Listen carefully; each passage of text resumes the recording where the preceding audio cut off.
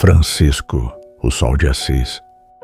Em todos os tempos, a providência divina envia à Terra almas luminosas, que com sua presença dissipam as sombras da ignorância e reacendem a chama do amor no coração humano. Francisco de Assis foi uma dessas almas, um espírito puro, mensageiro do Cristo, que desceu ao mundo envolto em humildade, para recordar à humanidade o valor da simplicidade, da fraternidade e da paz. Chamado com justiça de o Sol de Assis, Francisco irradiou luz onde havia trevas, ternura onde reinava a indiferença e esperança onde muitos apenas viam dor. Renunciando aos bens do mundo, escolheu a riqueza do espírito. Em vez de títulos, buscou o serviço. Em vez de aplausos, o silêncio. Em vez de possuir, amou. E amando, tornou-se grande. Francisco é mais que um símbolo da fé viva. É um exemplo de reforma íntima e entrega à vontade divina. Sua vida é um convite à vivência do Evangelho em sua essência, despojado de dogmas, centrado na caridade e na comunhão com todas as formas de vida. Hoje, ao evocarmos o tema Francisco, o Sol de Assis, somos convidados a abrir o coração para essa luz que transcende os séculos. Que o mesmo sol que brilhou em Assis possa brilhar também em nós, transformando nossa fé em obras, nossa crença em ação e nossa palavra em consolo. Ele fala isso, que a preocupação foi tão grande no mundo espiritual superior que o Cristo escolhe o seu apóstolo mais querido e fala para ele: você vai vir na carne como Francisco de Assis. Emmanuel não fala o nome do apóstolo. Esse apóstolo que é próximo de Jesus. Outros livros falam que é João o Evangelista, o apóstolo bem amado, mas nós não podemos confirmar. Mas Emmanuel diz isso, que Cristo escolhe o apóstolo mais próximo, que ele mais confia, para renascer na carne como Francisco. Ele tem essa missão reformista. Ele tem que exemplificar o que o Cristo veio na terra no seu messianato, ensinar. E esse apóstolo veio para exemplificar a pobreza, a humildade, o amor e com louvor, né, gente? E ele renasce. Vamos contar um pouco a história de seus pais. Ele vai ser filho de Pietro de Bernardone. É um homem muito rico, de uma família de tradição, só que ele tem um porém. Eles não têm título de nobreza. E eles são aqueles burgueses que estão ascendendo, né? Eles queriam muito ter esse título de nobreza para ter mais poder, mas não tem. E ele viaja pelo Oriente, pela França, por toda a região que hoje é Itália, atrás de tecidos finos, que é o negócio dele. E no sul da França, na Provença, ele se apaixona por uma mulher linda, muito religiosa, chamada Marie Picaline Bolermont. E casa com essa mulher, que a família dele era de uma boa reputação, logo, imediatamente se casa, leva ela para Assis, e logo ela engravida. E só que a gestação dela é muito difícil. É uma gestação muito difícil, e chega o momento do parto, é mais difícil ainda.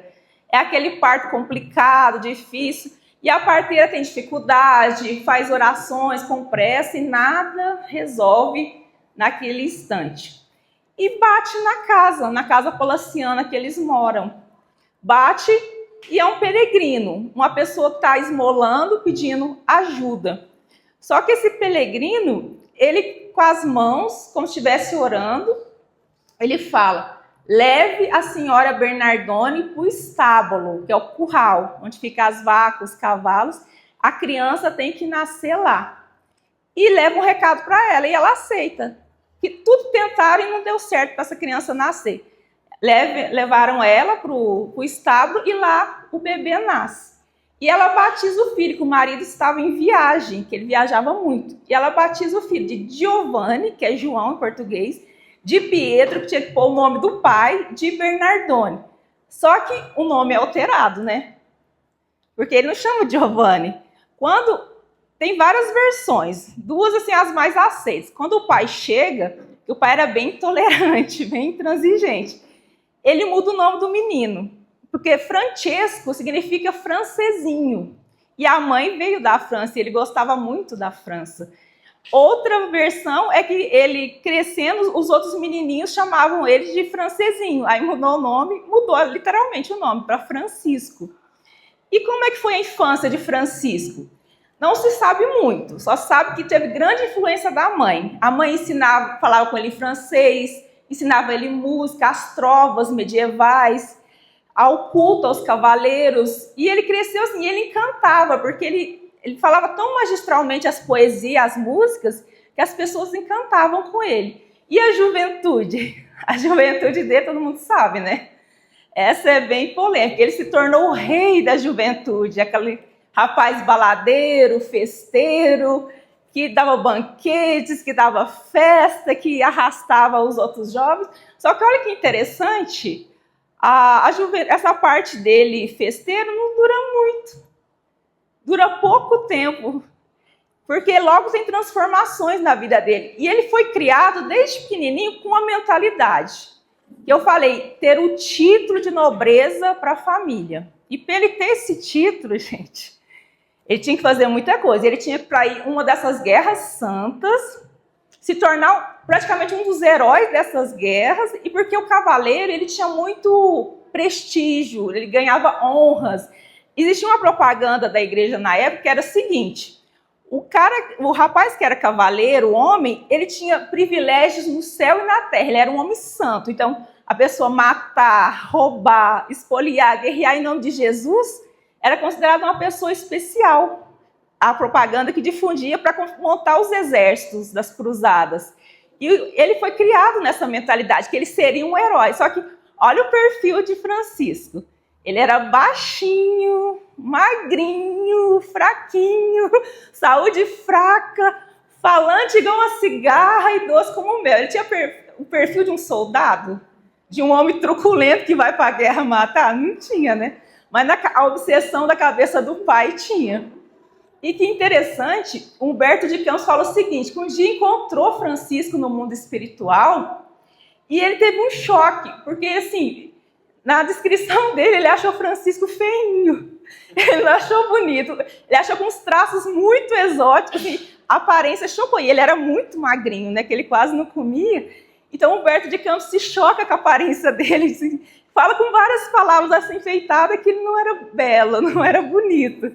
Mas interessante. E surge a oportunidade da guerra. Assis entra em atrito com a cidade do lado de Perúdia e ele se alista no exército. E todo animado, todo feliz, cantante, que ele vai para a guerra, só que ele tem uma imagem de guerra assim, fantasiosa, ilusória, uma coisa romantizada, né? E ele vai para essa guerra. Só que, olha assim, ele é da turma do fundão, literalmente. Ele vai lá no último pelotão e vai cantando. Vai aquele soldado na frente. Só que eles andam 7 quilômetros e tem uma ponte que eles têm que atravessar. E nessa ponte eles são surpreendidos. O exército de Perúdia tinha uma estratégia de guerra e ali eles já perderam a guerra. Os que não morreram ali nessa abordagem foram presos. E ele nem chegou a lutar. Ele foi preso. Foi aprisionado e foi a mudança de chave na vida de Francisco. Porque aprisionado, no começo ele estava alegre, festivo, assim, até a prisão era novidade para ele. Mas a prisão infecta, úmida, fria, no inverno. Um rapaz que tinha tudo, um rapaz cheio de riquezas, que nunca faltou nada. Ali ele sofreu humilhações, passava fome, frio. No começo, ele animava os colegas, ele cantava, declamava poesia, mas como um roxinol dentro de uma gaiola, ele foi emudecendo, e a tristeza tomou conta dele, a melancolia. E ele ficou 11 meses preso. Teve o tratado de paz, o pai dele foi lá, libertou, pagou para libertar ele, ele foi solto da prisão, só que ele não foi o mesmo. Ele saiu da prisão numa tristeza, ele saiu depressivo, muito depressivo da prisão, numa tristeza sem fim. E ele não saía de casa, a mãe dele fazia de tudo para ele sair de casa e não conseguia fazer Francisco sair de casa. Aí, por fim, ela conseguiu. Ele foi para a natureza e ele ganhou um amor, sim, pegou um amor imenso pelo sol. Só que ele, quando chegava em casa, à noite era um pesadelo. Quando o sol baixava no Monte Subarço, era um terror. Ele chorava, ele não dormia, ele tinha febre, ele tinha pesadelos. A vida dele se tornou uma vida bem depressiva, bem triste. Ele não conseguia fazer mais nada além daquilo. E chega uma outra oportunidade, passa 2 anos nisso, chega outra guerra. E ele não tiram da cabeça dele, né, essa ideia dele conseguir o título de nobreza. E chegou essa guerra, no sul da Itália, promovida pelo Papa Inocêncio III. E ele se alista no exército de Gautieri de Brienne e fica todo animado. E ele vai lá para a Praça de Assis e fala: eu vou voltar cheio de glórias, eu vou voltar cheio de honras, eu vou voltar com a flâmula da vitória.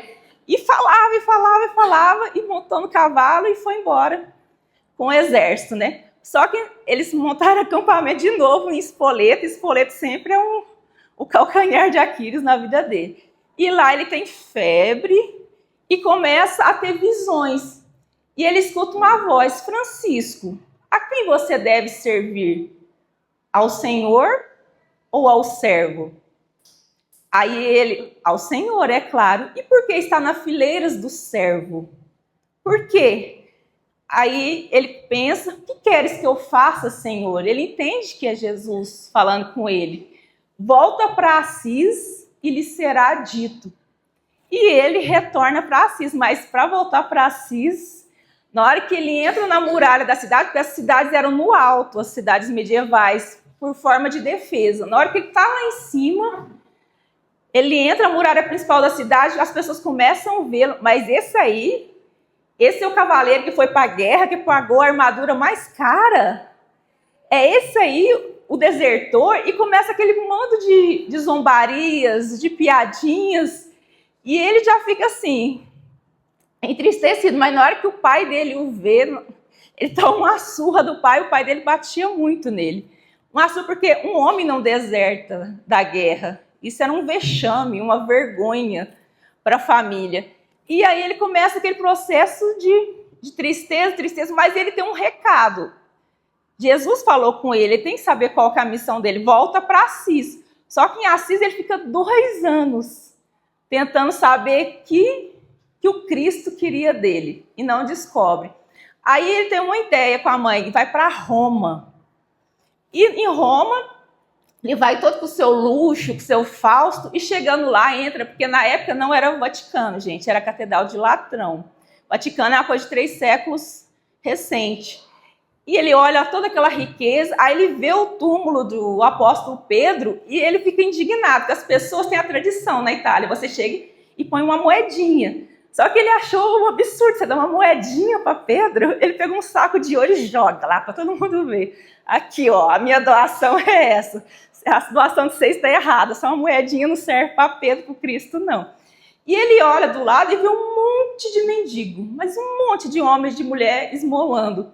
E ele tem uma ideia. Aí ele chega perto de um dos mendigos e fala: vamos trocar de roupa? A roupa dele caríssima, de veludo, né? De pessoas muito ricas. Troca de roupa comigo. Aí ele troca de roupa e fica lá no meio, esmolando junto com o pessoal. Aí ele tem essa primeira experiência, que ele passa fome, passa sede, ele passa repúdio. E ele volta para Assis. A mãe dele toda empolgada: ai, Francisco, como foi lá? Você viu o Papa? Aí ele desiludido: não, mãe, eu não vi o Papa, eu só vi miséria, eu só vi pobreza. E aquela decepção sem fim. E nunca que chegava o aviso que ele tanto esperava, né? Que ele tanto aguardava. E Francisco vai passear. A vida dele é buscar em meio à natureza. E andando nas campinas de Assis, porque tem a parte alta, e os campos, os prados são de perder de vista. E andando nas campinas, nos prados, ele escuta o barulho. E um barulho terrível para ele, que é a matraca de um leproso. E ele tinha horror a leprosos, a rancenianos.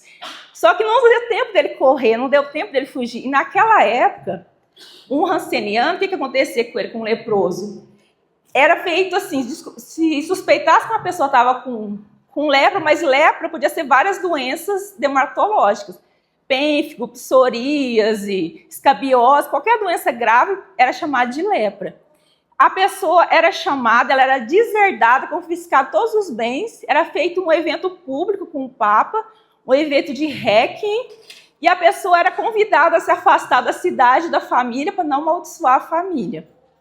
E assim, era aquela coisa terrível, né, das pessoas consideradas leprosas. E ele está frente a frente com esse leproso. Não deu tempo dele correr. E ele pensou, meu Deus, mas é uma ideia tão forte na mente dele, que ele começou a pensar, não, eu tenho que provar que eu sou cristão. Eu tenho que provar que o Cristo pode confiar em mim. E ele desce do cavalo, frente a frente, olha para aquele homem, a face cadavérica, o rosto todo purulento.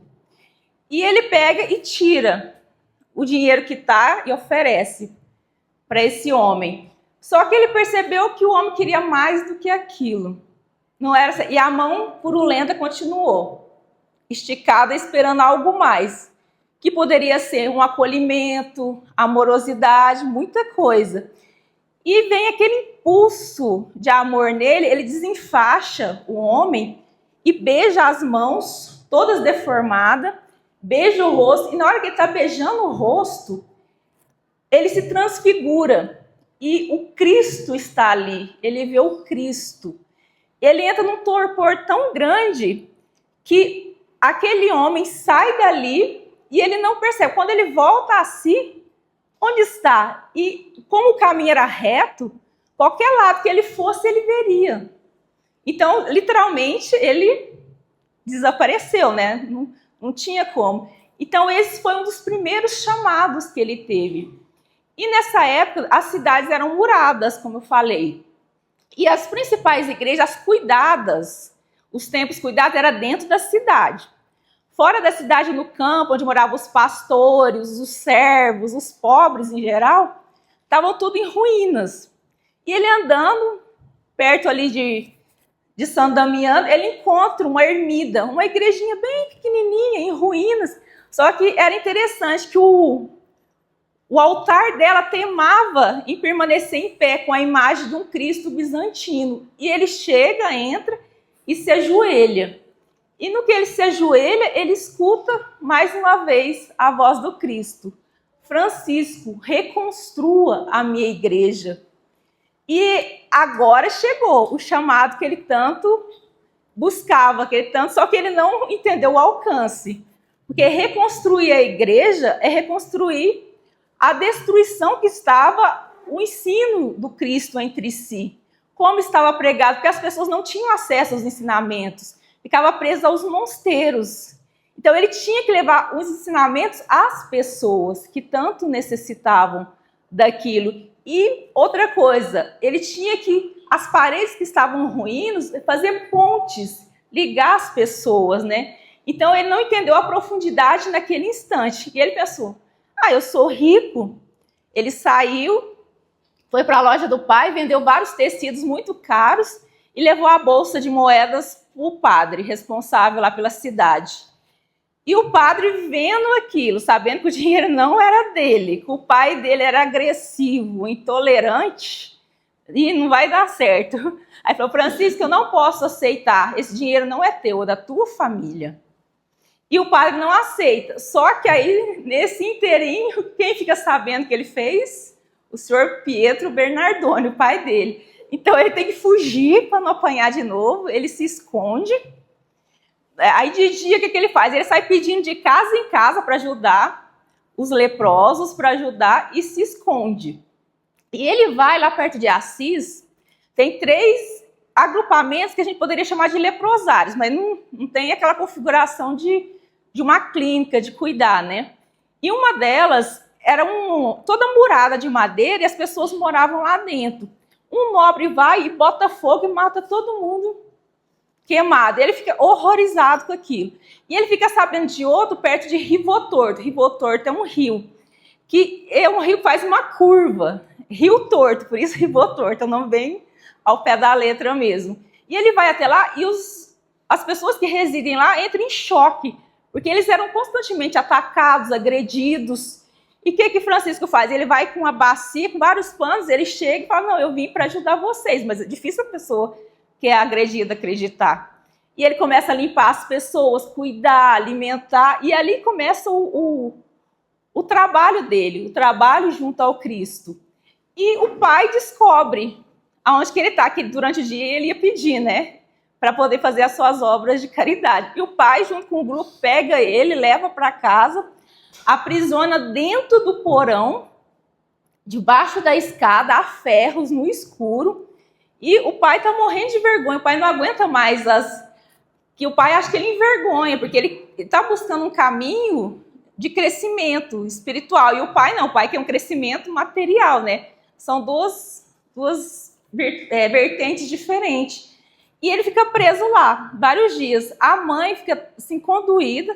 Um dia que o pai sai, a mãe vai, abre, destranca ele e fala, vai, ave de Deus, segue o seu Senhor, segue o seu caminho. E ela liberta ele, e ele vai e se esconde na região lá de São Damiano. E ele fica escondido, aí ele toma coragem e enfrenta o pai. Aí ele volta, não, eu sou dono da minha vida, eu sou dono da minha liberdade. E o pai o denuncia por roubo à justiça e à igreja. E há aquele julgamento que todo mundo conhece na Praça Comunal de Assis, né? E o pai o acusa e fala, me devolve tudo que eu te dei até hoje. E tudo que ele tem, ele dá. E ele tira, inclusive, a própria roupa, fica nu. O bispo Dom Guido o cobre com o manto. E ele fala, a partir de agora, meu pai é Deus. Eu sou filho de pai de todas as criaturas do universo. E ele segue realmente a sua liberdade. Só que com isso, e olha que interessante, nos livros dos franciscanos, que é estudado só dentro dos conventos, dos mosteiros, são um compilado de várias biografias, e eu tenho um, não é vendido não, só quem já passou, eu tenho uma amiga que passou e ela me passou dela.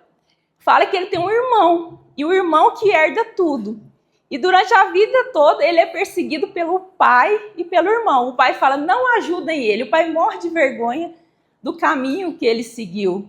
E o pai pede a pessoa, não dê nada para ele, não ajuda ele, mas ele segue a vida dele. E ele é chamado do louco de Assis. E ele vai de casa em casa com uma gamela, um prato de ferro fundo assim, e pedindo alimento. E numa casa, uma mulher dá para ele alimento passado, perdido, carne, osso, pão. E ele não tinha nada para comer. Aí o que ele faz? Ele faz uma prece, uma oração, e come e não passa mal. As pessoas no começo apedrejavam ele, enchia baldes de resto de verdura, de fruta, e jogava em cima dele, abria a janela e jogava esse balde cheio de comida em cima dele. Foi assim, o começo foi bem humilhante. Só que ele é observado por outras pessoas. E tem um jovem cavaleiro também, que foi para as guerras, para as cruzadas, que começa a admirar Francisco, Bernardo de Quintavalle. E ele convida ele para um banquete na sua casa. E ele vai e lá está outra pessoa, Maceu. E os dois começam a conversar e eles falam, não, nós queremos seguir seu modo de vida. E os dois são muito ricos. E o que eles fazem? Eles se despojam de tudo. Eles vão em praça pública, dão tudo que tem, e eles definem a vestimenta que eles vão usar. Aquela túnica que eles usam, bem rústica, era feita no começo de sacos, panos que faziam sacos de batata e de farinha. Olha que interessante. Aí eles customizam aquela túnica franciscana, põe a corda com os 3 nós, e começa. E vai chegando mais pessoas que admiram. E nisso, um frei da cidade abandona tudo. Não, se esses jovens têm essa loucura de fazer essa vida em nome do Cristo, não, eu também quero ter. Ele era mais idoso, ele abandona tudo. Aí ele começa a ser considerado subversivo, perigoso. Olha, é perigoso. Até um frei, um cavaleiro, um nobre, o povo foi abandonando para poder segui-lo. E ele consegue juntar 12 companheiros, que é o número de discípulos de Jesus, de apóstolos. E eles reformando a igrejinha, no final, eles sempre faziam uma oração antes deles se recolherem. E nessa oração, ele terminou, o teto estala da igreja. Eles olham para cima e se assustam. É uma luz que vinha do infinito até a igreja. Aí eles compreendem que é o Cristo abençoando o trabalho que eles iniciaram, porque as igrejas de Francisco não era igreja, era tudo. Era orfanato, era asilo, era sanatório, era hospital, era abrigo. Tudo que podia fazer em prol do semelhante, ele realizava ali. Então, a parte religiosa era menor. Só que ele não era considerado um religioso, né? Porque ele era uma pessoa que tinha uma vida normal, ele não fez uma teologia e estava vivendo uma ordem mendicante. Eles eram chamados de mendigos voluntários, porque eles ajudavam as pessoas, eles trabalhavam, eles tinham muitas atividades. E precisava legitimizar a ordem, o modo de vida deles. Por quê? Porque eles estavam sendo constantemente denunciados à Inquisição. Vocês sabiam disso? Que ele foi denunciado várias vezes? Então, para ele não ser julgado e morto na Inquisição, ele teve que ir a Roma buscar a legalização da ordem. E olha que interessante, vai os 12, eles vão a pé 170 quilômetros até Roma, nesse caminho ajudando as pessoas. E eles chegam lá, como falar com o Papa Inocêncio III? Como? Difícil, né? Se a gente chegar lá em Roma hoje, tem como a gente falar com o Papa sem audiência? Difícil. Só que ele encontra o bispo de Assis, o Frei Guido. E o Frei Guido fala, nossa, eu tenho um grande amigo que ele é cardeal muito próximo ao Papa. E ele consegue fazer um encontro entre Francisco e esse cardeal, chama João de São Paulo. Olha que interessante o mundo, gente. Esse cardeal, Emmanuel, o espírito de Emmanuel, ele fala numa reunião que teve na Fazenda Modelo, onde o Chico trabalhava, na casa do Dr. Rômulo Joviano, ele fala que esse cardeal era ele, foi uma das encarnações dele, que foi um intercessor que ajudou Francisco de Assis. Ele faz esse relato, estava no dia Clóvis Tavares, Arnaldo Rocha, que foi esposo da Meimei, e ele ajuda Francisco, ele consegue marcar tal audiência com o Papa. E chegando lá, o Papa olha, não agradou muito, aquele aspecto sofrido, aquele pé todo machucado deles de tanto andar, aquele aspecto de miséria mesmo. E ele pergunta, meu filho, mas por que você já não entra numa ordem já existente? Porque nós não queremos ter nada, não queremos ter bem posse nenhuma. E entre os outros cardeais, e Francisco é bombardeado pelos cardeais. Aí um vira assim, mas que doutrina você quer seguir? A que ensinou Jesus Cristo no Evangelho. Aí o cardeal fala assim para ele, mas o que Jesus Cristo ensinou no Evangelho não pode ser feito, seguido ao pé da letra. Aí Francisco responde para ele, olha, se não pode ser feito, o Cristo mentiu. Se o Cristo mentiu, o Senhor está certo. Mas se o Cristo está certo, o Senhor que mentiu. Olha como que ele falava as coisas, ele tinha resposta para tudo. E ele é bombardeado, e no final, as pessoas achando que o Papa ia botar eles para fora, o Papa vira. Essa noite eu tive um sonho impressionante. Eu sonhei com você, Francisco. Eu sonhei que a igreja ruía, que a catedral de Latrão estava desmoronando e um mendigo segurava as paredes e as colunas. E esse mendigo era você, Francisco. Então, eu abençoo o seu modo de vida. Então, ele teve autorização para seguir o modo de vida que ele veio para seguir, né? E Francisco, essa parte dele, assim, é a que as pessoas mais amam. A irreverência, aquela alegria, aquela sensibilidade, aquela doçura. E um dia ele estava pregando numa cidade chamada Monte Falco, que era ali pela região de Assis, e volta a pé. Só que no caminho ele é abordado por 3 bandidos que saem, que estavam escondidos atrás de uma rocha, e eles falam, declare quem é. Ele fala e grita, eu sou o arauto do rei, eu sou o arauto do rei. Só que arauto é o mensageiro do rei, né? Aí eles olham e riem, mas que rei mais miserável é esse, que tem um arauto pior que a gente? E eles pegam, surram Francisco, ele apanhou muito na vida, gente, apanhou muito mesmo. Tiram a túnica dele, ele fica só com a camisa de baixo, todo machucado, sujo, que foi jogado no chão, suado, sangrando. Aí ele vai para a praça de Assis e começa a pregar. Aí o bispo fica sabendo, Dom Guido vai lá, Francisco, meu filho, o que você está fazendo? Desse jeito você desmoraliza a igreja. E as pessoas ficavam assim, às vezes assustadas com o modo espontâneo, autêntico dele, mas ele não perdia tempo. Tava o tempo bom, estava ruim, ele estava sempre fazendo o que ele tinha que fazer. E ele tinha assim uma ligação com a natureza que todos sabemos. Um dia tava aquela super lua, aquela lua cheia gigante, maravilhosa, e ele estava passando por Assis e aquela lua nascendo do horizonte. E parecia que ela estava dentro da cidade, assim. Era uma cena assim maravilhosa, aquela lua subindo dentro da cidade e só ele vendo. O que ele faz? Ele vai lá no campanário da igreja e começa a bater o sino, tocar.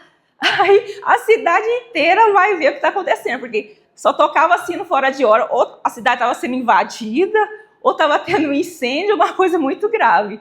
E todo mundo, o que passa, Francisco? O que acontece? Por que tocas?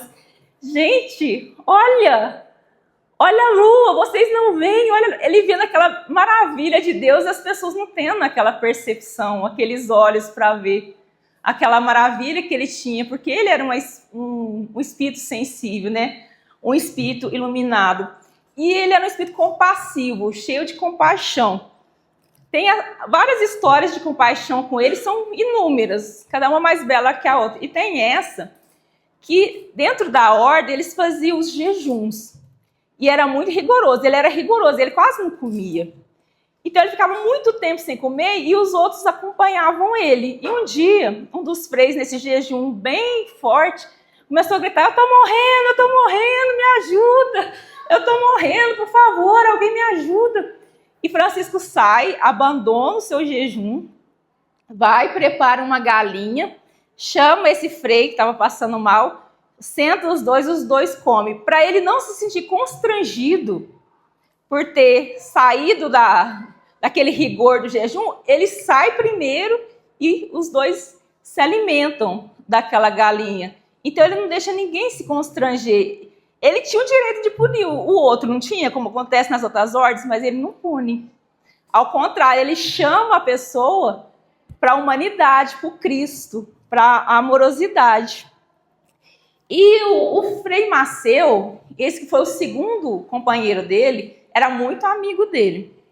E ele fazia assim, umas perguntas, falava assim, umas verdades para ele. Aí um dia ele pergunta assim, Francisco, ele chamava ele de Pai Francisco. Pai Francisco, por que você? Por que as multidões te seguem? Por que as multidões se fascinam com sua palavra? Você não é bonito. Você não é culto, você não é letrado, você não tem teologia. E foi falando assim um monte de ponto fraco que ele achava que Francisco tinha. E Francisco ficou assim em choque, pensou, não teve resposta. Aí ele parou, respirou, saiu, voltou.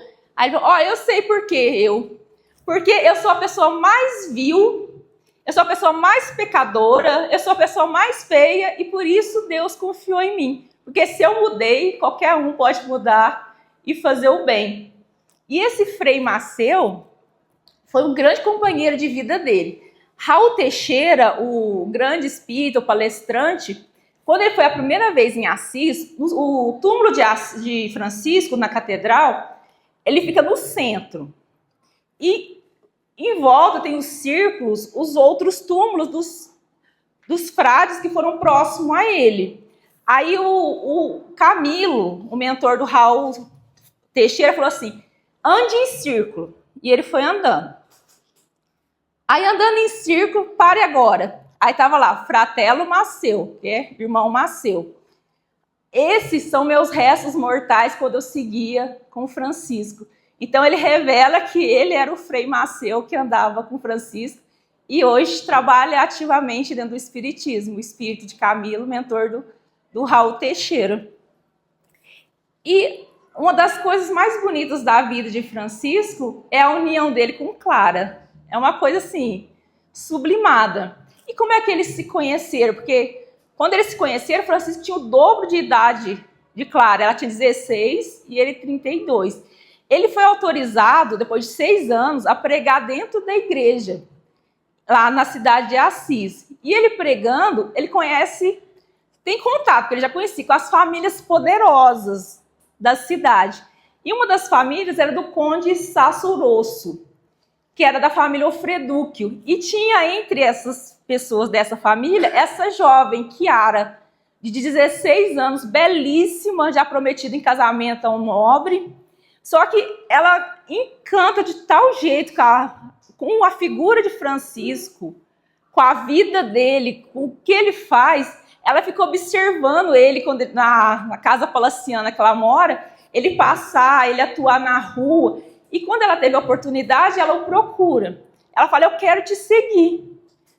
E ele fica em dúvida, porque ela é de uma família muito poderosa. E várias mulheres já tinham procurado Francisco pedindo uma ordem. E ele já tinha essa ideia de fazer a Dama das Pobrezas, essa ordem feminina. Só que ele não sabia como.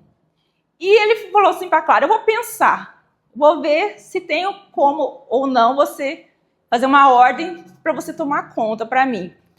E ele fica vários dias pensando, só que o plano espiritual auxilia.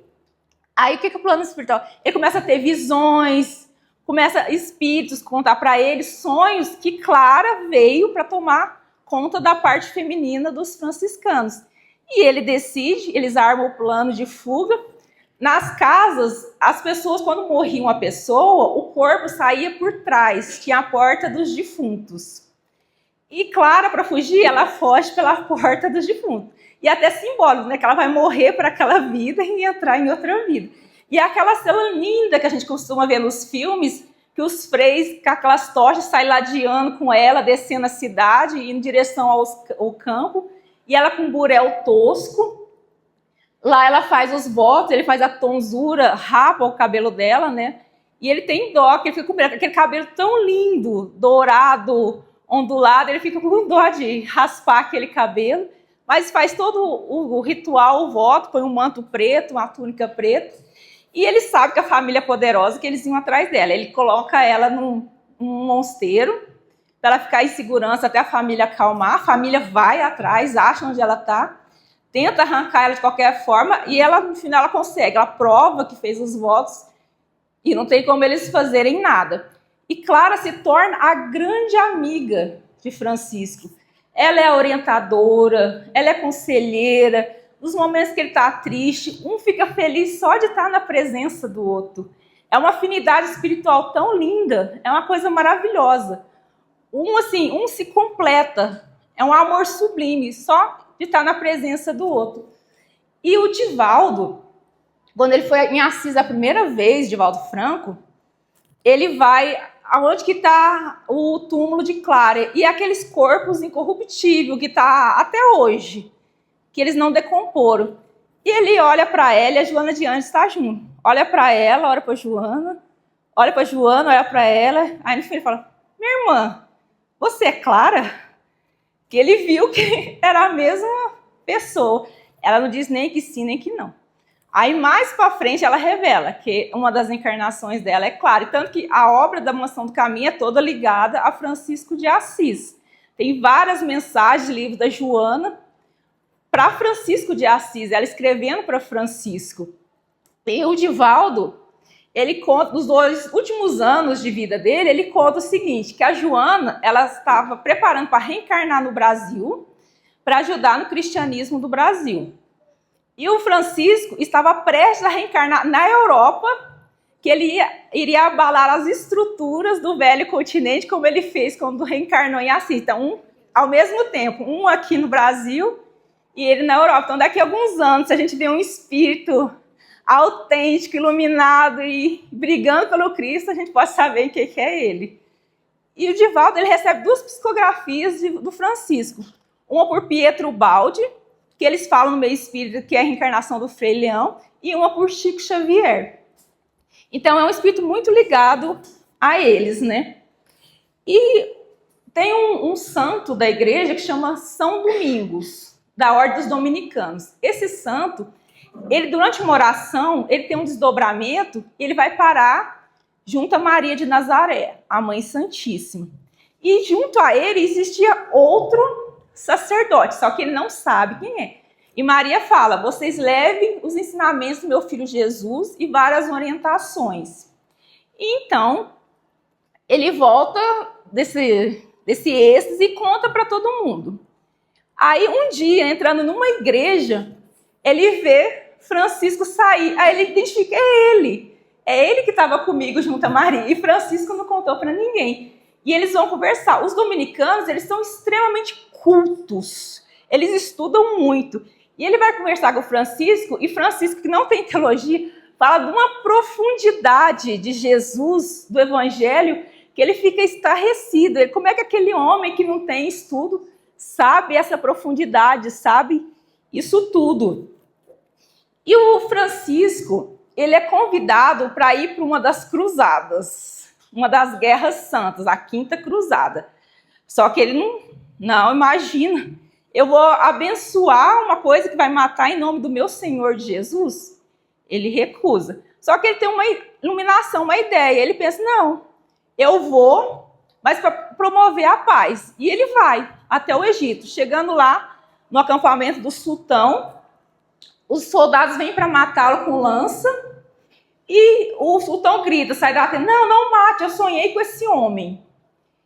E ele sai, recebe Francisco, e Francisco começa a falar do Cristo, que realmente é o Cristo, porque ele tem ódio, assim, um ódio mortal de Jesus, porque há várias guerras sucessivas por causa de Jesus e dos lugares que Jesus passou. E ele entende o que é o Cristo. Francisco explica, e ele tem uma simpatia enorme por Francisco. Ele fala assim, eu não vou atacar, mas se eles me atacarem não tem jeito, eu tenho que me defender. Aí Francisco vai até onde que está o exército cruzado, está os cardeais lá liderando, ele fala da proposta de paz, não é escutado, o exército cruzado avança, a guerra, Francisco não se recusa a ver, morre 6.000 soldados, ele ajuda os feridos a enterrar, depois o sultão permite ele visitar a Terra Santa, onde Jesus passou, só que assim, ele não conseguiu promover a guerra, ele tentou. E na volta, o que ele faz? Na volta, ele está passando por uma cidadezinha, era Natal. E ele percebe que as pessoas esqueceram Jesus. Então, ele pega ovelhas, cabras e monta um presépio com animais e gente. Então, o primeiro presépio do mundo é ele que montou. E passando por Bolonha, ele tem a maior decepção da vida dele. Chegando lá, ele vê a ordem toda transformada. Frei Elias na liderança, ele é traído. Eles não estavam mais atendendo as pessoas carentes, eles estavam em mosteiros estudando com uma biblioteca gigante, e ele fica irado. Ele sobe no telhado, ele joga as telhas, e só que assim, ele vê que existe um grupo que não quer mais aquele modo de vida dele. E Frei Elias o desafia, não vai mais obedecê-lo, vai parar perante um cardeal que vai se tornar o próximo Papa, o cardeal Ugolino, que vai ser o Gregório IX. E esse Papa, o Francisco fica tão decepcionado que ele renuncia à ordem. Ele vê que as pessoas não querem mais seguir a missão dele. Ele renuncia, ele se isola. Clara fica sabendo, vai ajudá-lo, faz um coroa de flor, põe na cabeça dele. Aí ele se isola numa choupana. E nessa choupana ele entra em comunhão com Jesus. Ele tem uma senha com o Frei Leão. O Frei Leão só pode atravessar se ele responder a senha. E ele não responde, mas Frei Leão atravessa para ver o que está acontecendo. E chegando lá, Frei Leão vê ele em desdobramento mediúnico, ele está na presença do Cristo. O espírito dele vai na presença do Cristo, conversando com o Cristo. Aí outra vez, Frei Leão invade de novo e ele conversando com o Cristo, sai bolas de luz do peito dele. E voltando do Oriente, ele pega tracoma, que é uma infecção nos olhos, e ele vai ficando cego. E ele pede para levar ele numa colina, no Monte Alverne. E ele é levado no Monte Alverne, ele não dá conta mais de andar, ele está inchado, muito doente, e levam ele em cima de um jumentinho, e chegando lá, ele fica vários dias orando, e aparece para ele um serafim alado. E nesse serafim se abre, e ele vê a imagem do Cristo, e os estigmas do Cristo são transferidos para ele. Então, e para ele continuar a viver mais uns dias, mais um pouquinho, ele tem que queimar os olhos. Porque a infecção é tão grande, para ele viver mais um pouquinho, tem que queimar os olhos. E veio o médico com um ferro em brasa, queima da orelha até aqui, e daqui de novo, e põe a venda. Às vezes a gente pode ver umas imagens dele com a venda. E assim, e ele está desencarnando praticamente. Clara vai despedir dele, leva aqueles presentes que estão lá em Assis até hoje, a sandalinha, a almofadinha, o travesseirinho. E ele fala, até a eternidade, minha filha, te esperarei lá. E ele entra em processo de desencarne, ele pede para tirar a roupa dele, põe ele no chão, pede para jogar terra, cinza, e ele começa a ver aqueles espíritos que ele ajudou em extrema gratidão com ele. E ele pede para cantar um hino para a irmã morte, e ele começa a cantar essa música para a morte, e na hora que ele começa a cantar, ele vê Jesus, e ele fala que está vendo Jesus. E o canto dele emudece, porque o Cristo o leva, né? E no mundo espiritual, Francisco, ele é responsável por uma cidade espiritual chamada Francisco de Assis. Só que assim, para a gente ter os pré-requisitos para estar na cidade espiritual de Francisco, não basta ter o ideal franciscano, não. Tem que fazer muita caridade encarnada em muitas vidas e muita caridade desencarnada no plano espiritual. Então, é uma colônia, não é para sofredores, é só de trabalhadores especializados, preparados, e lá não tem hospital, não. Sai de lá para ajudar os outros postos, os outros locais, né? E a oração de São Francisco, que todo mundo ama. A oração não foi ele que fez. Durante a Primeira Guerra Mundial, uma revista francesa da Normandia publicou a oração da paz. Aí o que as pessoas que tinham fé em Francisco faziam? Pegavam a foto dele, a oração e falavam. E aquilo começou a ser transmitido na rádio, para a guerra parar. E foi associado, porque é totalmente o modo de vida dele, né? Foi associado a ele. E Bezerra de Menezes, para encerrar, já estou acabando, fala que no mundo espiritual, numa região de extremo sofrimento, uma região bem assim, ínfima, bem atrasada, as equipes espirituais não conseguiam entrar para resgatar os espíritos que necessitavam de ajuda. Espíritos que perderam a forma humana, que tinham formas monstruosas, lá estavam. E eles não conseguiam, eles tinham uma lista enorme de espíritos para tirarem de lá e não conseguiam. Olha a ajuda do Cristo, o envio de luz do Cristo. Entra um homem frágilzinho no meio daquelas criaturas monstruosas, ele se ajoelha no meio daquelas feras agressivas e começa a orar. Senhor, eu peço para esses espíritos que perderam a forma humana, esses espíritos que não sabem mais amar, que não sabem o que é o amor, e sai luz dele, ele consegue paralisar aqueles espíritos todos. E o que acontece? Aqui, muitos espíritos que eles foram para resgatar, eles correram para trás de Francisco e se escondiam atrás da luz de Francisco, e os caravaneiros do bem entraram, resgataram os espíritos que eles tinham que resgatar, e Francisco acariciava aqueles espíritos que perderam a forma humana, e a energia de amor dele era tão grande que os espíritos falavam assim, eu não sei o que eu estou fazendo aqui, mas me ajuda a parar de sofrer, me ajuda fazer as pessoas pararem de sofrer. Então, Francisco é essa grandeza espiritual que veio para nós aprendermos com ele e praticarmos o amor. Então, essa era a mensagem de hoje. Irmãos e irmãs, ao encerrarmos nossa palestra, convido a todos a um breve momento de meditação. Silenciemos o coração, fechemos os olhos e respiremos suavemente. Elevemos o pensamento a Jesus, agradecendo pelas lições desta noite e oferecendo nossas melhores vibrações aos que amamos e a todos os que necessitam.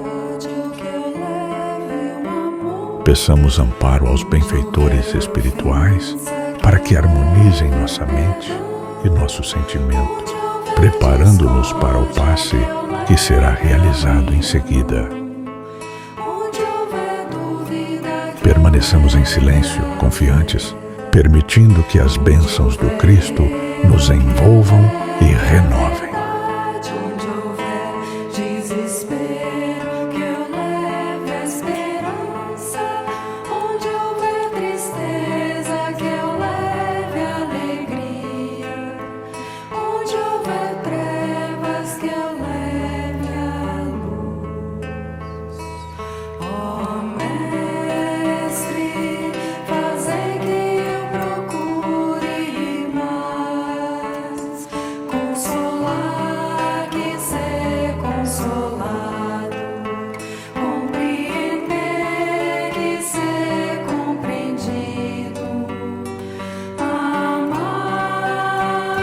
Que a paz e a luz de Jesus permaneçam conosco hoje e sempre. Que assim seja.